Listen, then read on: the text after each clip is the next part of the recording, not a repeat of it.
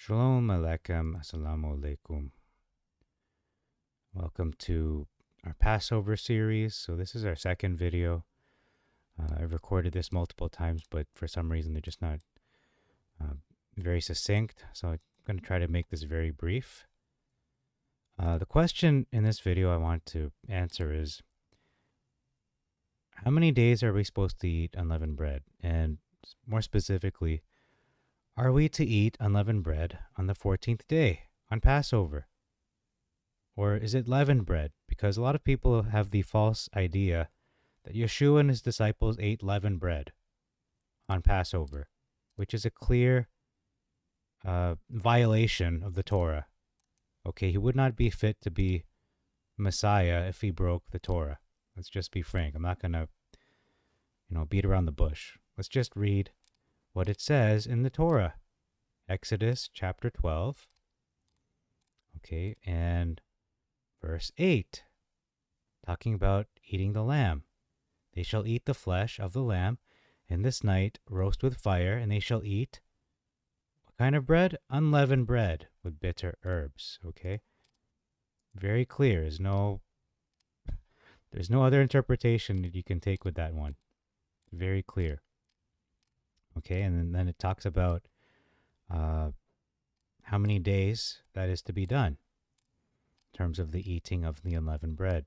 It says in verse 18, beginning the 14th day of the first month, that is Passover.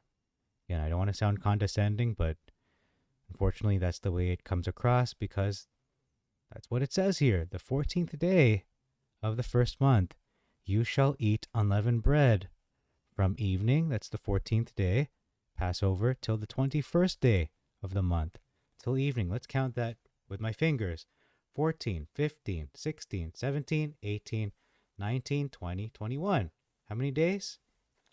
8 days. Not 7 days. Not only 7 days, but 8 days. It's an 8-day period of time where unleavened bread is to be eaten. However, it does say in the next verse, 7 days. What is this talking about? Leaven shall not be found in your houses. So that is a period of time where leaven should not be found. It's not talking about eating unleavened bread, because that is 8 days. However, it does say, whosoever shall eat anything leavened. So that's talking about eating leavening or something leavened during that time. But what is to be eaten? Well, by default, if you're eating unleavened bread, you should not be eating leavened bread. Okay, so I want to put that one to rest. And I'm going to read a comment that I made in a previous video. I think it's good that I just read it for you. So let me go to my full screen. Okay, so this is how it reads. It's a comment I made at least a year ago, I want to say. So basically, I write here in a comment to someone else's video, you are correct in stating Passover night is a watch to be kept. That's another video for another time. So the Septuagint states in Exodus 12, verse 42, it is a watch to be kept to Adonai. Okay, so again, that's talking about a different topic, not related to this leavened or unleavened bread. So that he should bring them out of the land of Mizraim, or Egypt.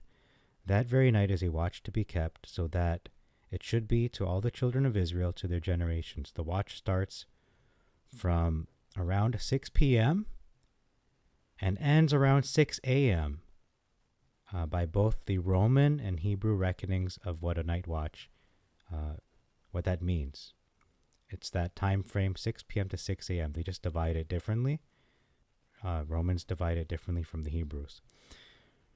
Now, regarding the question of artos being leavened bread, so a lot of people in the Messianic movement, Hebrew roots, a lot of people have the idea, the false assertion that artos means leavened bread.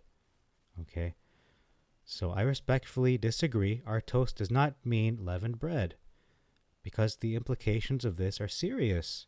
This would mean that the Messiah, Yeshua, had sinned, and he would therefore be disqualified and not acceptable to be offered as the sinless Lamb of Elohim. Why? Because that command was for no leaven to be consumed or found from the 14th to the 21st.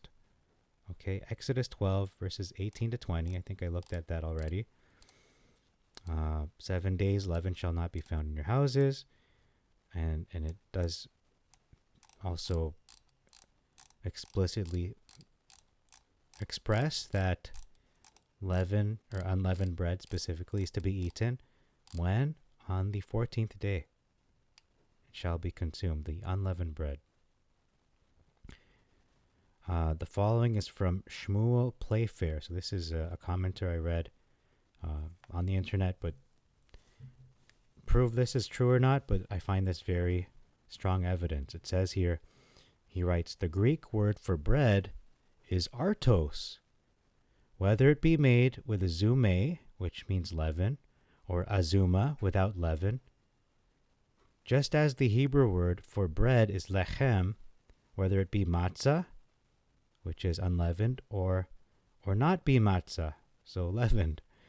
In the Septuagint, for example, the unleavened bread of Passover is referred to as bread of affliction, or arton, lechem oni. So lechem is a general term for bread. And the unleavened bread offered to Elohim in the temple, the showbread, was referred to as the bread of presentation, or in Hebrew, lechem hapanim.